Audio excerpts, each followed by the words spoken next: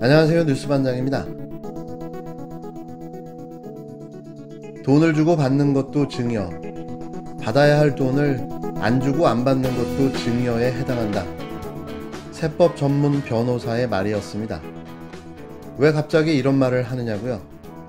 실제로 이런 일이 벌어졌기 때문인데요.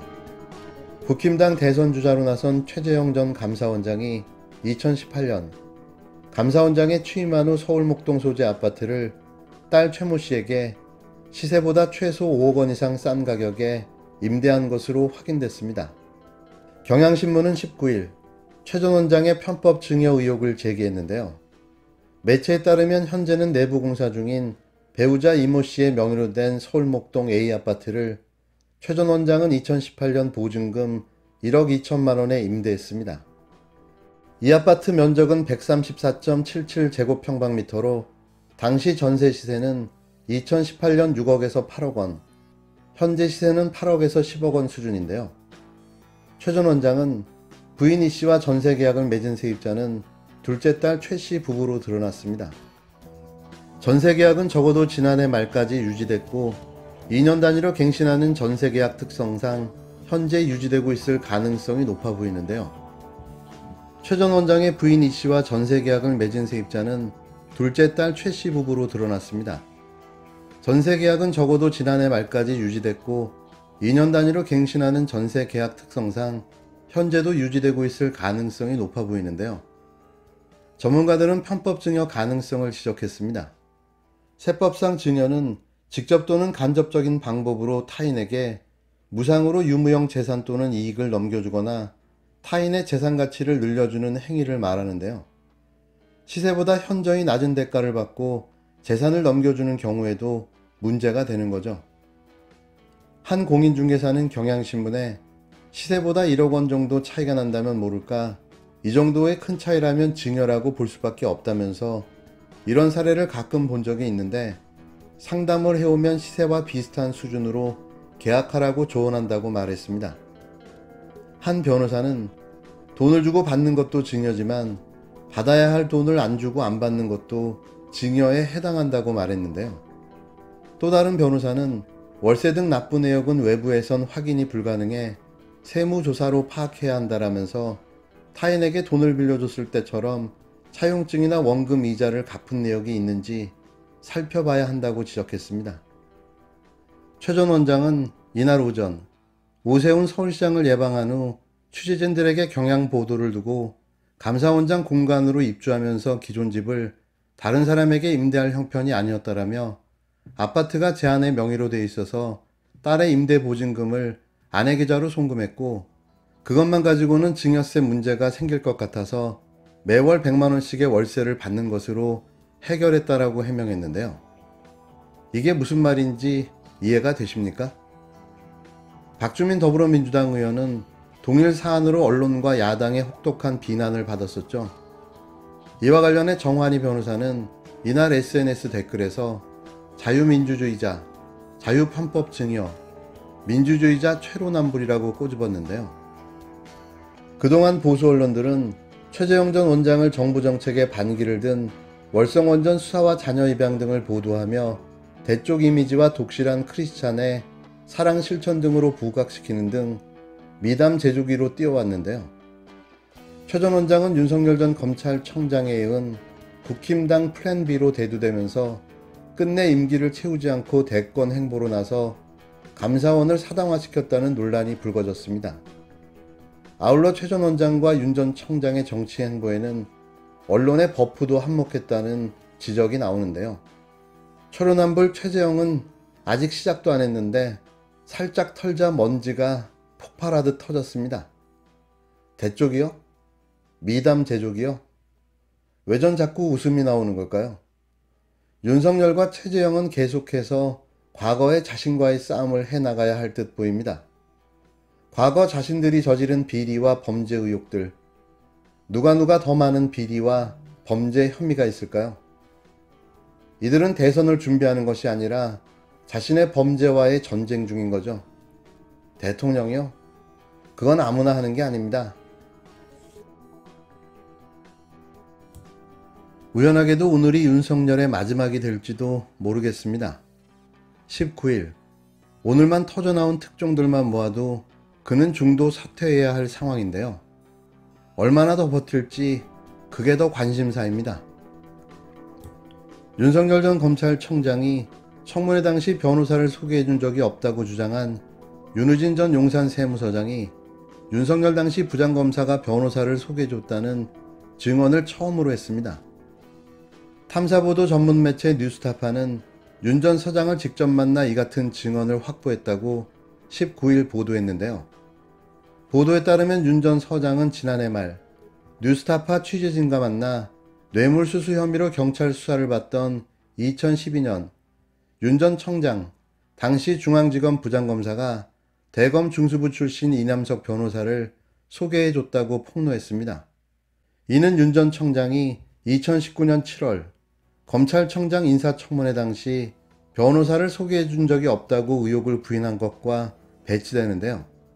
윤 전 서장은 윤 전 청장과 친분이 있는 것으로 알려진 윤대진 검사장, 당시 법무부 검찰국장, 현재 법무연수원 기획부장의 친형으로 당시 육류 수입업자 등한테서 뇌물을 수수한 혐의로 경찰 수사를 받던 중 해외 도피했고 몇 개월 후 체포돼 강제 소환됐으나 22개월이 지나 결국 무혐의 처분받았습니다.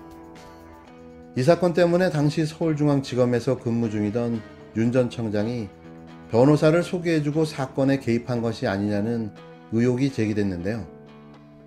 2019년 청문회 당시에는 야당인 자유한국당 소속 김진태 의원이 의혹을 제기했으나 윤 전 청장은 변호사 소개는 물론 사건 관여 일체를 부인했습니다.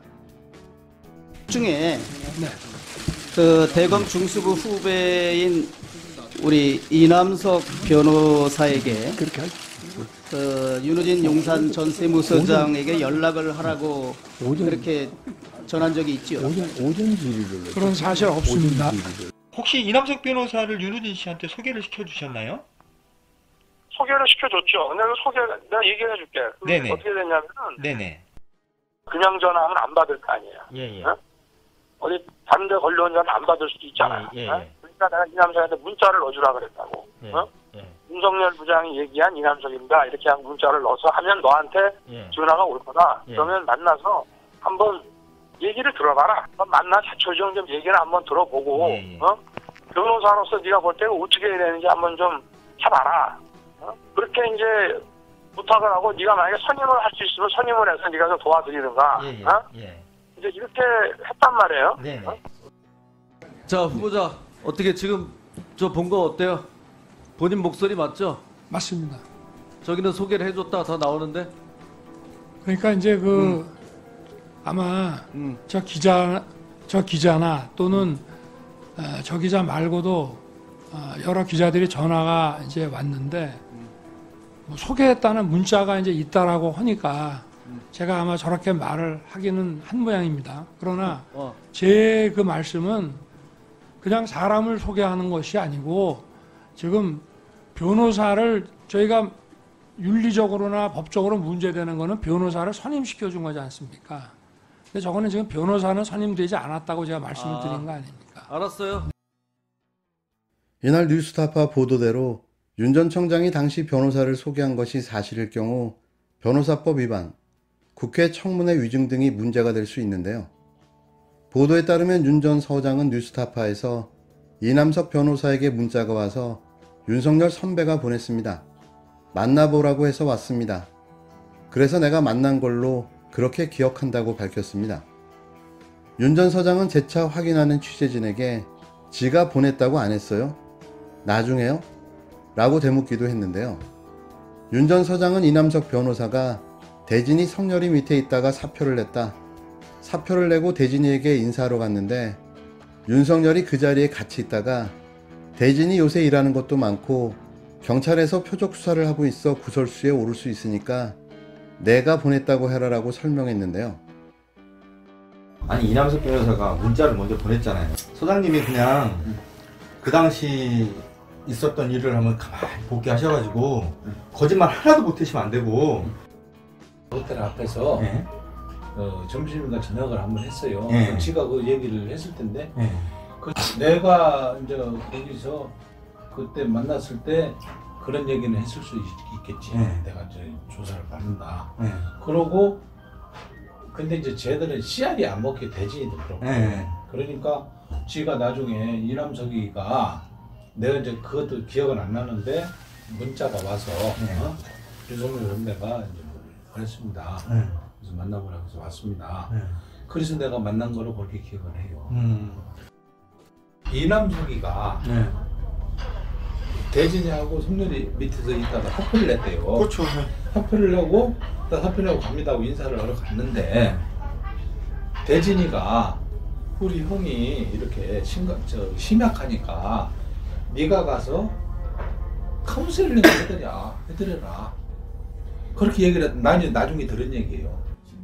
아니 이남석 변호사가 문자를 먼저 보냈잖아요. 아니 그렇게 하니까 그 자리에서 윤석열이 같이 있다가 대진이 이러는 것도 많고 경찰에서 표적하니까 아니면 구설수 올리니까 내가 보냈다고 해라. 나는 그 자세히는 모르겠는데 그렇게 나중에 들었어요. 그랬더니 이남석이가 와서 윤석열 선배가 보내서 이남석 변호사입니다. 그렇게 나한테 문자를 난 기억은 잘 없는데 그렇게 보냈다는 거야.